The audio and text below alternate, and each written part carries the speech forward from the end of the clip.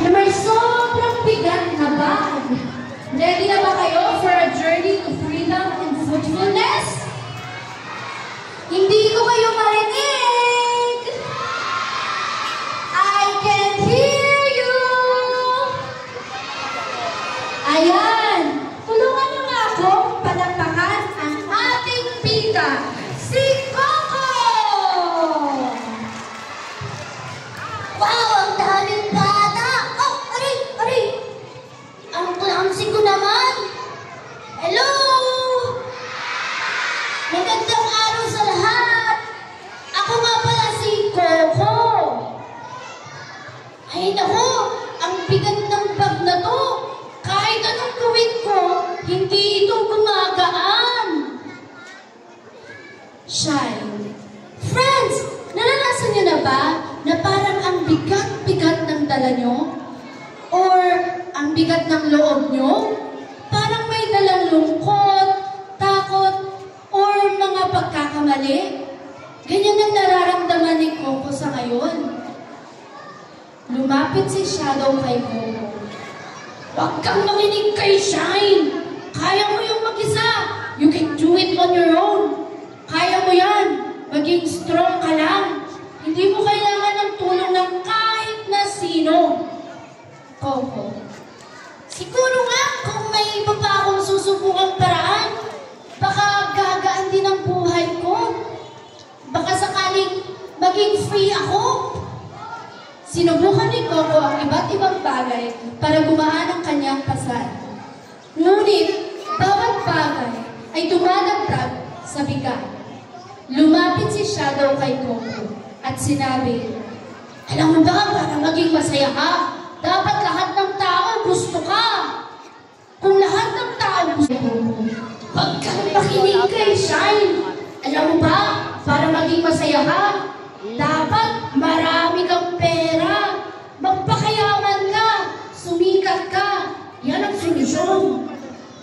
Excited si Coco sa pera na nagtatanggap. Tama! Ito na! Money will solve my problems. Ate Vice Mayor na kasama ngayong umaga, tawagin na po natin ang ating Ate Vice Mayor, walang iba kundi si Vice Mayor Chi Atienza. Magandang umaga mga bata! Kumusta kayo? Sa mga magulang na nariyan, maraming salamat sa pagpapahiram ninyo sa amin ng inyong mga anak. Pero bago ang lahat, gusto ko muna magpasalamat sa ating kaibigan na si Principal Noel na siyang nagpahiram nito para maging posible ito. Ang ating mga kasama mula sa Africa na nandyan sa inyong harapan, palakpakan po natin sila. Ang head ng Committee ng Values Formation na si Consel Almiron na narito rin. Ang ating kasama, si SK na talagang kasama ko simulat sa pool ng aking paglilibot dito sa Maynila. At syempre, ang aking mahal na kagawad din. Para sa mga magulang na narito, alam niyo sa totoo lang, kaya natin naisipan gawin ito. Dahil noong mga panahon ng 2016, na wala pa po akong kamuang-muang napapasok ako sa mundo ng politika, ginawa ko pong advokasya na mag-imbita ng mga kabataan para matuto sila tungkol sa relasyon nila sa Panginoon. Dahil naniniwala ako na yan ang magiging sagot sa pagbibigay ng pag-asa muli sa buhay ninyo, lalo't lalo na ng inyong mga pamilya. At dahil tumulong po sa atin ang grupo ng Africa, makikita naman natin, regalo sila ng Panginoon sa atin. Para naman sa inyo mga bata, kamusta kayo? Gutom na kayo? May natutunan ba kayo? Alam nyo, nung edad nyo ako, mahilig akong magdasal. Lagi, sinusumbong ko kay Papa Jesus pag may nangaaway sa akin, pag malungkot ako, pag masaya ako. At alam nyo mga bata, doon ko nakita na kapag nagdadasal kayo kay Jesus, pwede nyong makamit ang kahit anong gusto nyong mangyari sa inyong mga buhay. Ano bang gusto yung maging balang araw? Sino gusto maging doktor? Taas sa kamay. O parang si Consel Doc Almiron. Sino gustong maging teacher? Sino gusto maging artista? Ano pa gusto nyo? Engineer! Sino may gusto maging Superman? Hindi kayo kahit kailan magiging Superman. Pero alam nyo, lahat ng gusto nyo maging, lagi niyong kukwento kay Jesus. Yung ginawa natin dito ngayong umaga, yan ang umpisa ng relasyon nyo kay Jesus. Kaya, papayag ba kayo na araw-araw gagawin nyo parang kaibigan si Jesus? Magdadasal kayo araw-araw? Magsusumbong kayo sa Kanya araw-araw? Alam nyo, naniniwala ako, kayo mga bata na narito, makakamit nyo ang inyong mga pangarap. Dahil ang inyong ate Vice Chi, nung bata ako, ang sinabi ko lang sa kanya, gusto ko gamitin niya ang buhay ko. Ngayon, ako ngayon ang ate Vice Mayor ninyo. Kaya kung ginawa niya yan sa buhay ko, naniniwala ako, magagawa rin niya yun sa inyo. Alam ko, gutom na kayo. Kakain na kayo? Para po sa mga magulang na narito, Assalamualaikum po sa ating mga kapatid na Muslim. Parang nakita ko si SK Federation President yan, Ibay. Nakita ko kanina. Swerte nyo, pati si Konsehala yan nandito. Pero alam niyo po, sa mga magulang na narito, ito po ang hudyat ng pag-uumpisa ng programa na God First program dito sa Maynila na kasama natin ni Misko Moreno Dumagoso.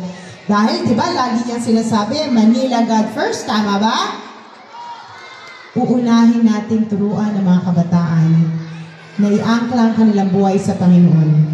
Para sa ganon, pagpanahonan nila na magpatuloy ng henerasyon na ito, makakabuo tayo ng maayos ng mga leaders na siyang magpapatakbo sa ating gobyerno. Mahal na mahal ko kayo mga bata!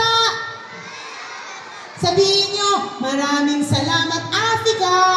1, 2, 3! Maraming salamat, Africa!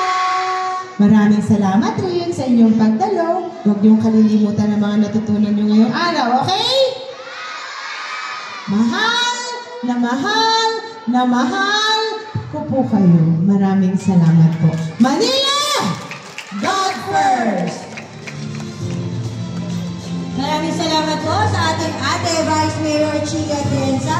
At sa puntong ito po, tayo rin po ay nagpapasalamat sa pamunuan ng paaralan ng Benigno Aquino Elementary School, sa pangunguna po ni Principal Noel Galua, sa kababaihan ng Maynila, sa mga kapulisan, sa pamumuno po ni Colonel Romel Anicete sa ating Station Commander, Chairman Diana Espinosa at ang Council, at syempre sa ating SK Chairman Ace Perez at kanyang konseho. Maraming salamat po sa ating bisita po, Konsehal Francis Doc Almeron mula po sa Distrito 4. Maraming salamat po. Sa punto ito mga bata, upo lang po kayo at ipapamahagi ng ating mga ate at kuya ang kanilang munting regalo. Kasama po ang ating, photo op. Okay, bababa po mamaya sila guys, magpapapicture lang po. Ating official photographer, Spiritu, na talaga naman nagbigay din po ng kunting merienda para sa ating mga kabataan. Gayun din po sa opisina ng ating Congressman Erwin nakasuporta sa programa dito sa 5 Distrito. Maraming salamat po. At sa mga magulang na nagpahintulot po sa pagdalo ng inyong mga bata, inyong mga anak, maraming salamat po.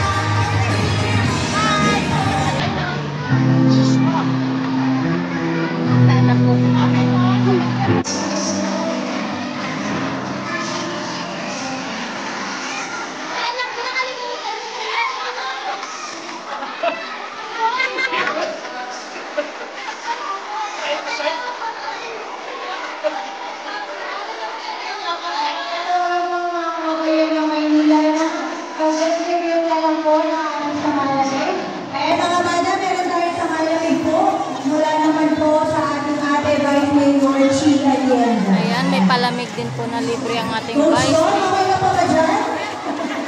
Okay na ba, Coach Don? Ayan, maraming salamat po ulit sa ating mga magulang. Oh, sandali, hintay-hintay na. Para kayo kaibigan. Okay, maraming salamat po. Sakto na, wow na ako. Nay, ano? Kuya Robert. Wow na, wow, Nay.